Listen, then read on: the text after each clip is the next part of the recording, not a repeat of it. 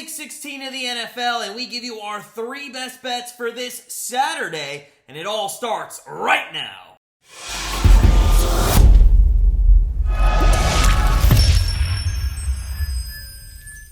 Hey guys, it's Matt from Grandstand Bettors.com, and we give you our 3 best bets for Week 16 on our Saturday edition here in the NFL. But before we get to those best bets, please make sure you take a moment, hit that subscribe button so you don't miss any of our picks, predictions, and plays throughout the entire season and NFL playoffs leading up to the Super Bowl. And while you're at it, smash that like button. If you are ready for some holiday weekend NFL, I know I am. So without further ado, let's dive into our first matchup of NFL Week 16 and take a look at the Cincinnati Bengals versus New England Patriots in the 1 p.m. Eastern time slot. The Bengals, they are favored by 3 points at the moment. Over-under set at 41.5.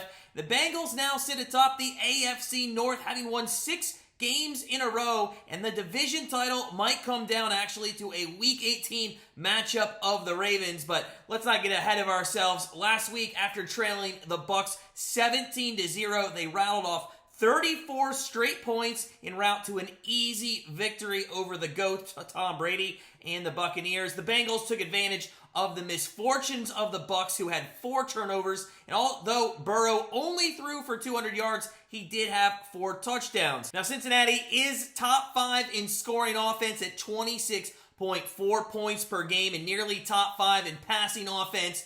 After a rocky start to the season, Burrow has found a groove and now has 3,800 yards passing and 31 total touchdowns. Thanks, of course, to Higgins, Chase, and Boyd on the receiving end of all of those passes, or most of them. Those 3 have combined for 2,400 yards and 2/3 of all of Joe Burrow's touchdown passes. Now, if they are weak in one area of the offense, it's surely their rushing attack. They're 7th worst in the NFL with yards on the ground per game. And this week, why even try, as the Patriots do have a top 10 rushing defense? Now, speaking of those Patriots, they now sit 1 game back of the Miami Dolphins for the last playoff spot in the AFC East, thanks to what could be called as the worst play in the history of sports. And this is coming from a Cleveland Browns guy who's seen the fumble, the interception, the shot, the catch, the everything. But listen, why, Patriots, are you not just taking a knee and heading into overtime last week? They decided to run the annexation of Puerto Rico and give up 13 points in the last 32 seconds of regulation and lose it outright. That was awful. To be fair, Cole's reception in the end zone is a controversial play, as his foot might have been out, but what they did on the last play of that game is just unexcusable, or inexcusable, if you will. The game itself, though, Mac Jones, he was not awful, but he was awful in the same sense. 13 of 31 for 112 yards, and the only glimmering hope for this team looks like Stevenson, who had 172 yards rushing, averaging 9 yards per carry. Mac Jones, he hasn't been great on the season. He only has 2,300 yards passing, and he does now have more interceptions than touchdowns on the season, which has them ranked, of course, in the bottom third of the league in offense. Now, they might look to go to Stevenson again this week, but they would be better suited to attack the Bengals secondary rather than their good rushing defense. The Bengals have only allowed 1 100-yard rusher on the season, and we actually saw it live. It was Nick Chubb on Halloween night, and he barely got over the mark at 101 yards. So, what is our best bet in this Bengals versus Patriots matchup on Saturday afternoon? Well, this is going to be a pass-heavy game for sure. Both teams do a great job stopping the run, and both teams combine for nearly 70 passes per game. Now, I know some of you naysayers are thinking, well, Matt, what about the wind and the forecast? Well, relax. It's going to be sunny, and the wind's going to be between 7 and 12 miles per hour out there. Both of those teams are still going to throw the football, and field goals will still also be kicked. Out of the last 11 of 13 games these teams have played, they have both scored 20-plus points. And with both teams having a moderately bad secondary, we think Mac Jones bounces back this week after he didn't look good last week, and Burrow just continues to be Burrow and rolls. So with our first best bet of NFL Week 16, we're going to take the Bengals and the Patriots over 40.5 points. Now with our second matchup of Week 16, we're going to take a look at the Buffalo Bills versus Chicago Bears, also in the 1 p.m. Eastern time slot. Bills 8-point favorites, and the over-under is set at 40 points at the moment. Bills coming into this one having already clinched a playoff spot and essentially clinching the AFC East. Now, after losing to the Jets and Vikings in back-to-back weeks in November, the Bills have rattled off 5 wins in a row, and they look like they are poised to make a deep run in the playoffs this year. They do have the 4th highest scoring offense with nearly 28 points per game, and they have a top 10 rushing attack and a top 5 passing attack. Allen, who's coming off a 300-yard, 4-touchdown performance, now has over 30 TDs on the year, and in the last 3 games, he has thrown 7 touchdowns without an interception. Diggs, as usual, leads the way with 1,300 receiving yards and 10 touchdowns. But Allen has really been using everyone on the field. He's thrown a pass to 16 different receivers on the season, and 10 of them average over 10 yards per catch. If you think the scoring this week is going to be down for the Bills, then look again, because they will face the 3rd worst scoring defense in the league as the Bears give up over 25 points per game. But they do have a decent secondary, so maybe the game plan this week is going to be more a Singletary and that rushing attack, although so far Josh Allen has actually been the leading rusher for the team. Now, regardless, though, of who rushes the football, Chicago is allowing over 143 yards on the ground per game, so look for that Bills game plan of rushing the football from the get-go.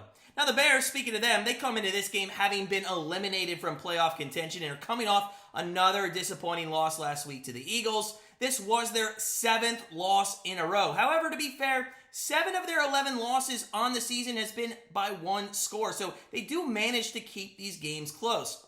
Justin Fields, at times this season, has shown signs of excellence, but overall hasn't taken that step forward that we needed to see to give us confidence in him keeping a QB role in the NFL for years to come.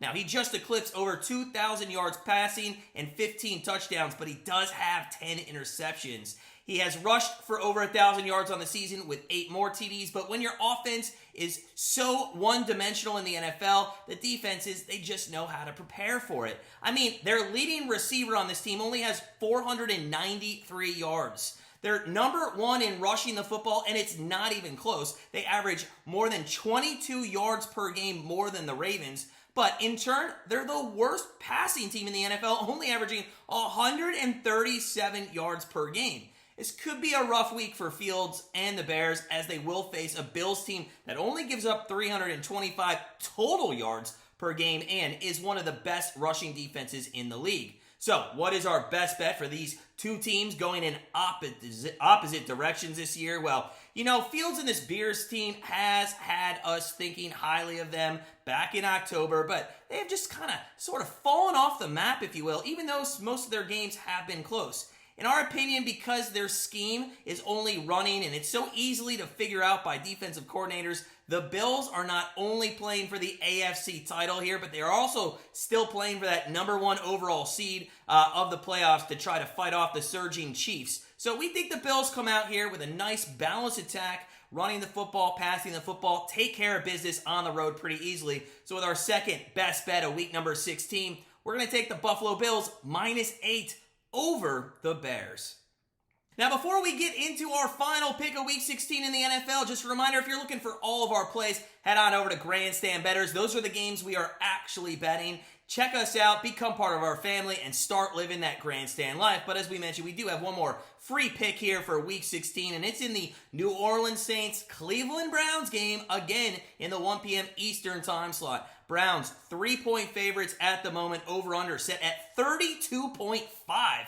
The Saints, can you believe it, are only 1 game out of first place in the NFC South at 5-9. This has been thanks part to no team really wanting to win that division and a little bit of luck as the weeks go on. The Falcons could have essentially ended their hopes last week, but Andy Dalton and the Saints defense held on to a 21-17 game from rookie Desmond Ridder, and now a win against the Browns this week could get them a real shot at making the playoffs.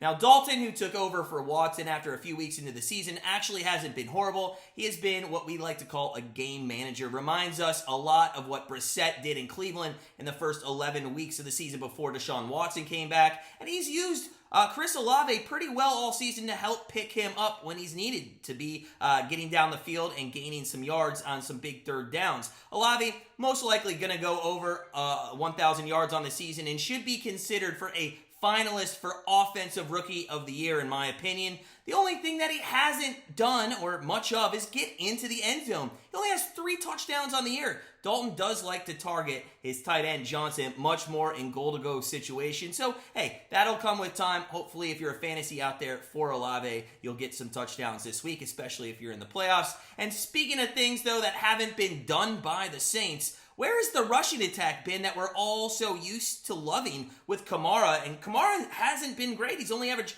3.9 yards per carry and hasn't even eclipsed 650 yards on the season. If you are in your fantasy football playoffs this week, you might want to start Kamara because he's going to face a Cleveland Browns defense that just gave up about 200 yards on the ground last week. So let's take a moment and talk about these Browns. My Browns, and yes, mathematically, they are not eliminated from playoff contention, but Cleveland fans, listen up here. It's not going to happen. 5 of these 8 things have to occur to get them in. The Raiders have to go 2-1 or worse. The Jags have to go 2-1 or worse. The Titans have to go 2-1 or worse. The Jets have to go 1-2 or worse. The Patriots have to go 1-2 or worse. And the Dolphins, Chargers, and Ravens all have to lose out. So, Browns fans, pump the brakes, and let's just see if we can get Deshaun Watson back into some kind of playing form in the last few weeks of the season and give us a little bit of hope going into 2023. Now, speaking of Deshaun Watson, he has 568 passing yards in his first 3 games. He's only thrown 2 touchdowns with 2 interceptions as well. Now, we knew Watson was going to have some rust. He hasn't been the problem. Brissett hasn't been the problem this year. Kevin Stefanski has been the problem. To quote Taylor Swift, "Hi, it's me, Kevin Stefanski. I'm the problem." This guy overthinks everything in every situation. It amazes me that he still has a job with the Cleveland Browns or anywhere in the NFL at that. So we do rush the football 4th most in the NFL, but the lack of touches Chubb gets is a little concerning. He's only averaging 16 touches per game, and it's been a proven fact that when he gets over 20, the Browns just don't lose football games. So what is our best bet in this matchup between 2 teams that have playoff hopes but aren't going to make the playoffs? Well, the weather is going to be horrible in this game, and unfortunately, because of Christmas being on Sunday, this game is being played on Saturday, which is going to be when a winter storm rolls through Cleveland, Ohio. There's going to be gusts of wind up to 22 miles per hour, and snow surely should either already be on the ground or falling throughout the game. This means that, thankfully, Kevin Stefanski and essentially both teams will rush the football for the majority of the game. So, easy under 32.5, right? Well, not so fast, my friends.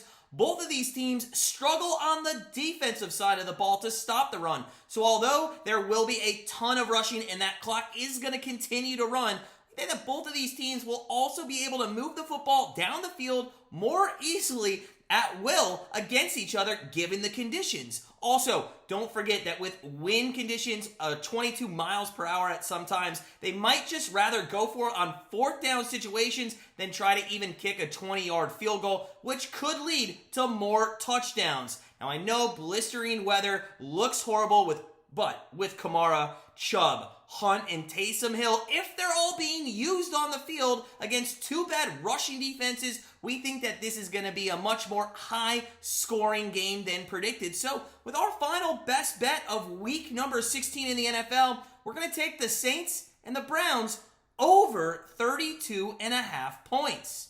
Well, that does it for us here at Grandstand Bettors for NFL Week 16 Best Bets. In the meantime, have yourself a wonderful holiday weekend. Enjoy Christmas. Merry Christmas. And we'll see you live on Christmas Eve for Browns Saints right here on YouTube.